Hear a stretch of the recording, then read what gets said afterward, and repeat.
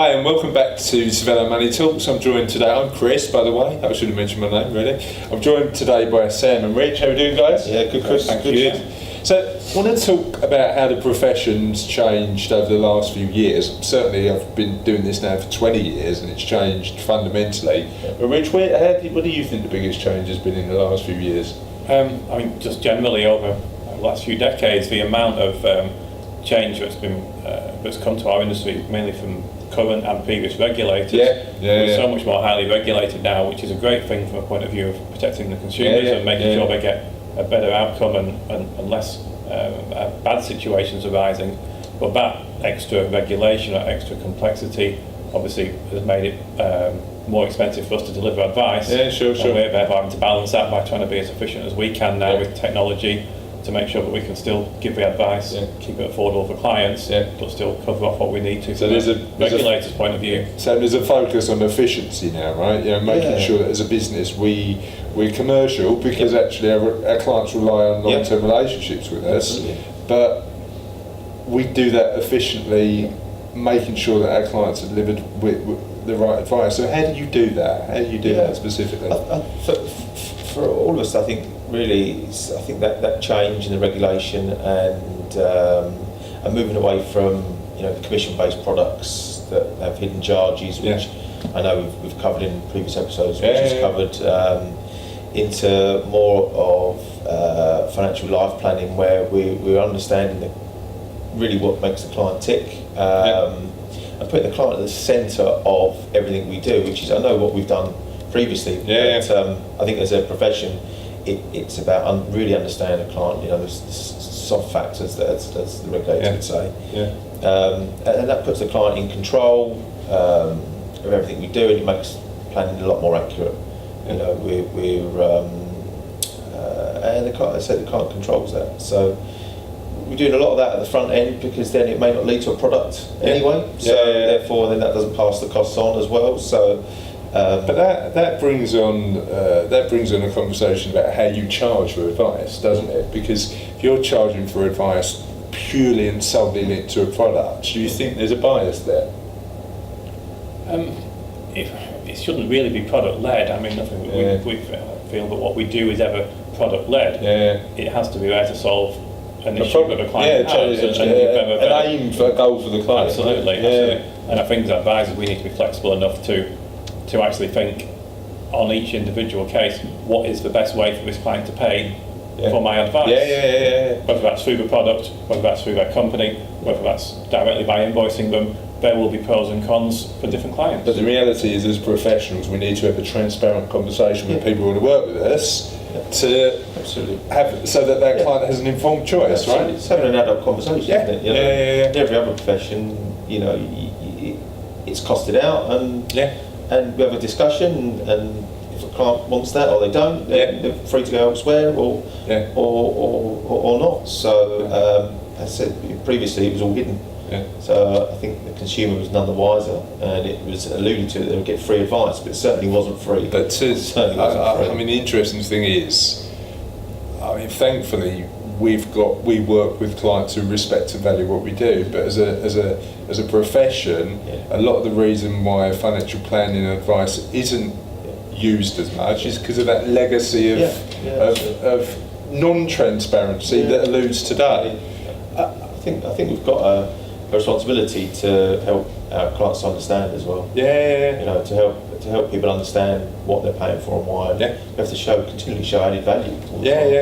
I mean, one of the things that we're doing at the minute is working to deliver slicker ways for people to take control of their money. Do you think technology's, Rich, has changed how we deliver our services over the past few years? Hugely. I mean, even if you went back 10 years, most financial services companies and IFAs weren't in any way automated or computerised, hardly using emails probably back then, and a lot of the providers that we use, and certainly the older providers, some of them still aren't even really up to speed with computers. They still want faxes and things. I don't know any industry that's like that. I had a fax the other day for a client. I was like, who is still using faxes in 2017? I can't believe it. I know. It is quite amazing, really. I haven't had any statements through via pigeon yet. I don't think we've gone that far back, but yeah.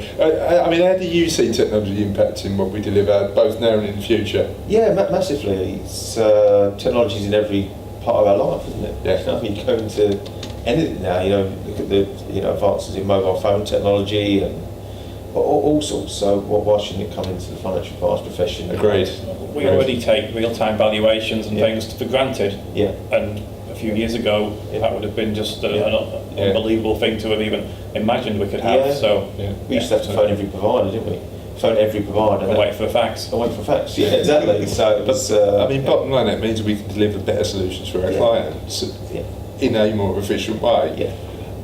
Again, putting them at the heart of it, because you can get that information now very quickly and then concentrate on what does. Yeah. What adds value. What adds value. The relationship. So what do you, Rich? When did you start? When did you start as a financial advisor planner? 26 years ago. 26 years ago. I was just coming out of school. Yeah, thanks. Cheers, mate. What's been the biggest change in that time? Gosh, it really is. I mean, regulation. I mean, we back at a point 26 years ago. You had a one piece of A4 to do a fact find to know your client. Yeah. You didn't really find out a lot with one page. So you literally didn't have any boundaries. There were not really any rules back then, and therefore when there's no rules, people will go to extremes and take advantage of people. Didn't you used to have to provide a report? Did you commission disclosure? Didn't you used to have to disclose any of that? So we've become a more professional profession, haven't we? It's moved from industry. The downside of it is that's just made everything more complicated. Yeah. And sometimes there's complication for complication's sake. Gotcha. And the industry now and the world in general, financial services, is so much more complex than it ever was. For the man in the street who has no financial services knowledge, how they manage without an advisor. I mean, we've never been more in demand and more needed because there's such a lot. Well, I think for us to try and simplify it. I think it's a really interesting time at the minute because there are opportunities for people to invest directly, right? If you wanted to make an investment, you could jump online and within 5 minutes be done. Yeah. Where I think we add the most value now is just turning that investment into some tangible goals and linking that to people's aspirations to what they need to achieve. I think the element of buying an investment, whereas it's the majority of what we did 15 years ago, has become commoditised. It's something you can get access to straight away. I think as professionals we need to look at where we add value, and that's in the coaching, the conversations around cash flow, about planning and delivering solutions for the clients that work. And that acts as a sounding board. You don't get that from a computer. And the emotional side of financial planning, and so that's what you get from a financial planner is that element of validation. I'm doing it right. It's not.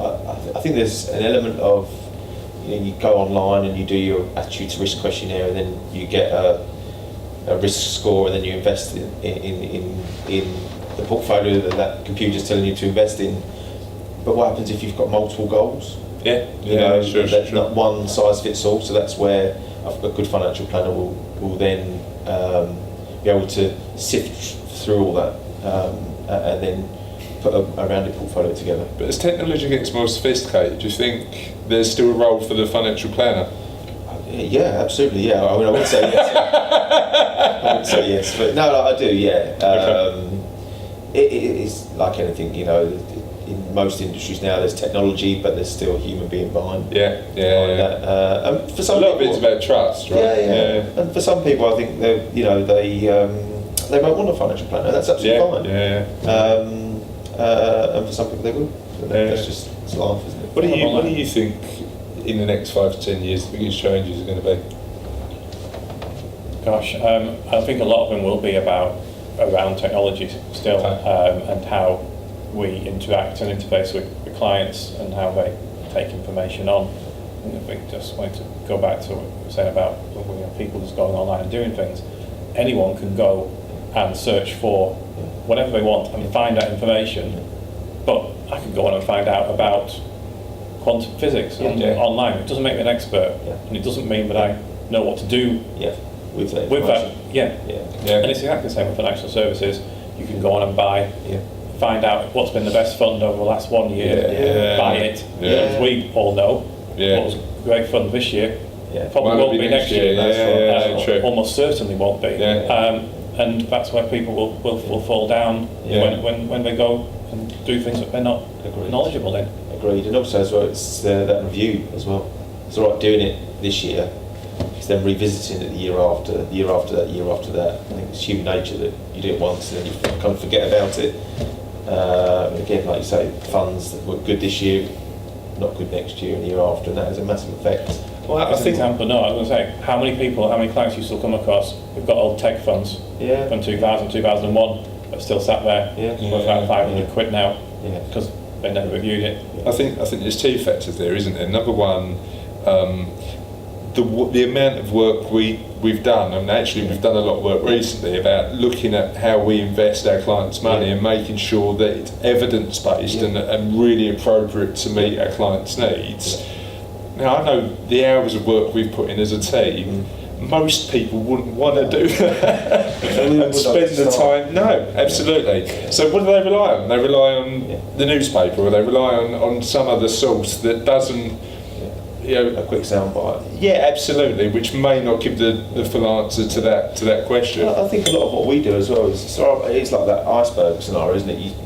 You know, a client or not will see the top of that, like the annual meeting and what we do, but a lot of the work we do is behind the scenes. You know, years and years of experience and research and everything else, which that's helps us deliver a solution, but actually is often unnoticed, right? It is because I think we've become I think we're pretty good at what we do, so you can deliver it in good time, can't you?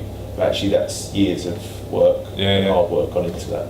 So, and I think the other aspect for me that is often sort of underestimated is the amount of behavioural work we do. So we've got some really, we're lucky because we've got some really smart, some really awesome, really good clients who have built successful businesses, and actually we learn a lot from when we engage with them. I don't know, I certainly find that. So we're lucky, we're really fortunate in terms of that. But those individuals know, because they've got coaches and they've got other people who help them in certain aspects of their life, that the most efficient way to do a lot of stuff is just to pay somebody else for their professional opinion. And it's interesting how many successful people do that and understand the benefits of doing that. I think that's underestimated. Time now, isn't it? I think that's another thing. Not just how financial advice has changed, but having quality time is just it's such a fast pace now. That I go back in my own life. 10, 15 years ago, I would do my own decorating and stuff like that. Because you would, wouldn't you? But now, it's just. Rich isn't. You're quite good. You're an awesome decorator, Rich. I don't know who told you that. Look, Cassie doesn't let me anywhere near anything. Compared to you, yes, I am. Compared to me, everybody is, mate. Compared to me, everybody is. But yeah, you're right. I think we live in a specialist society now, right? Whereas you're focused on making sure that you use your time as efficiently as possible. Yeah, it's so precious now, isn't it? That it's. But I've still got the choice, like you say. Like Richard said, just on the internet. I can still learn how to do these things if I want, but it's just whether I've got the inclination, time, and how long you want to take practicing and doing it wrong before you get it right.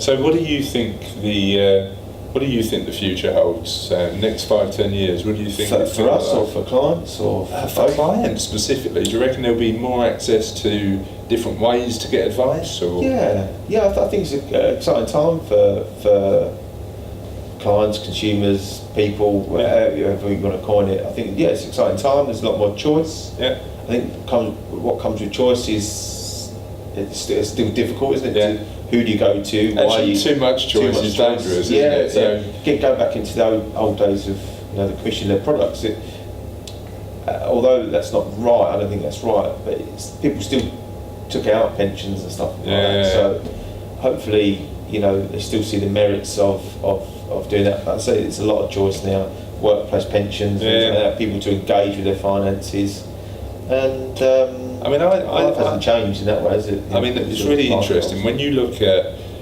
the wave of people who are now in pensions. There's 8 million people in pensions that weren't 7 or 8 years ago because of auto enrolment. And so you'll get, and again, this pots at the minute are small because it's the start of that journey.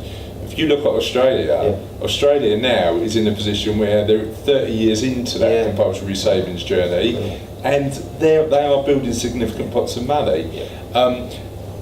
So I actually think compulsion and some choices, but actually making it simple, as long as the vehicles that are chosen are legally fair, and with workplace pensions you've got a cap, and that means they're fair, it's going to be an interesting dynamic. And I think what you're going to be having is a lot more people who are in the world of work now who are saving for the first time ever, which is quite exciting. It's good. Do you think there's an education gap? Do you think there's a gap between, you know, because schools don't teach money that much, do they? Do you think there's a gap in that? Really. Yeah, there's definitely a gap there. Always has been. You know, I walked out of school not knowing how to write a cheque. Gotcha. And it doesn't have to be high level. Just some basic. This is how you set up a bank account. This is how you pay bills. This is how you. You know, this is how you get taxed when you go to work. It doesn't have to be high level stuff. Just put people on a basic level that they can go out into the world once they leave education and know the right thing to do. We've all got kids, right? You know, it's something that I worry about for Charlotte and Sophie, and making sure that they're equipped to make good financial decisions. So how do you do that with kids, Sarah? It's very hard because everything's instant now. You know, with online shopping. It's easy to spend money, isn't it? Hole in the wall. I remember I can't remember if it was Oscar or Matilda. You know, so why can't we go out today? Dad, just go and get some money out of the hole in the wall. Gotcha. You know, kind of explains just that whole backstory and the perspective of where that comes from, and I think so it is worrying, and also worrying, you know, kids get onto the property ladder and university fees. You know, the country's in a lot of deficit as well, so you do wonder. But so that's what I think. What you're saying, that you know, education in schools, you know, just learning those basics, you know, how to budget, stuff like that. It's so important. You know, what does you know. It's massively important. So it's my last bit of trivia to end the video, right? Who was the first person in the UK to use an ATM machine? Do you know what? I did hear this the other day, next probably from you. So I'm not going to steal your punchline because I can't remember it, but go on. So the first person, and most of the people watching this probably wouldn't know who this person is. First person to ever use an ATM machine was Reg Farney from On the Buses. Oh, really? Yeah, and I don't know why I know that. Somebody told me the other day. So on that really bizarre trivia-based note, this has been Zabello Tools, and we'll see you next time.